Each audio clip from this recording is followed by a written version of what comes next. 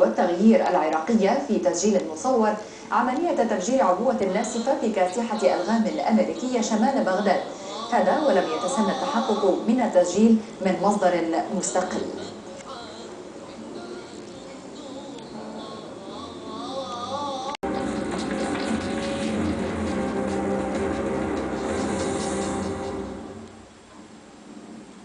أربعة قبور أخرى تجعل عدد الجنود الأمريكيين العائدين من العراق في توابيت 4000 قتيل.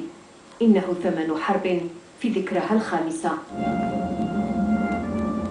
وثمن سياسة الرئيس جورج بوش غير النادم إطلاقا على شنها والحالم دائما بالنصر فيها، ليس بسقوط مزيد من القتلى يقترب من تحقيق وعوده. أعتقد أنه لتكريم ذكرى الذين قتلوا في العراق والذين لا يزالون هناك يجب أن نعيد أخوتنا وأخواتنا فورا إلى ديارهم. ليست كل أمريكا مع هذا الرأي، ولا كل الأمهات في سند شيهان، فثمة من يؤمن بشرف الموت في أرض العراق رغم كل شيء. هناك سبب جعل ابني يدفع حياته من أجل بلاده، أعلم أنه كان سيفعل ذلك مجددا. ومجددا سيجد هؤلاء في الرقم 4000 ما يعزز موقفهم من حرب لم يروا منها خيرا، فقد بلغ إجمالي القتلى في صفوف التحالف الذي تقوده الولايات المتحدة حتى اليوم وفق مصدر أمريكي رسمي 4308.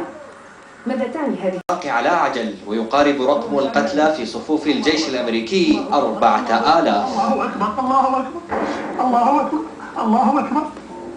على مدى 5 سنوات لم تتوقف هذه العمليات.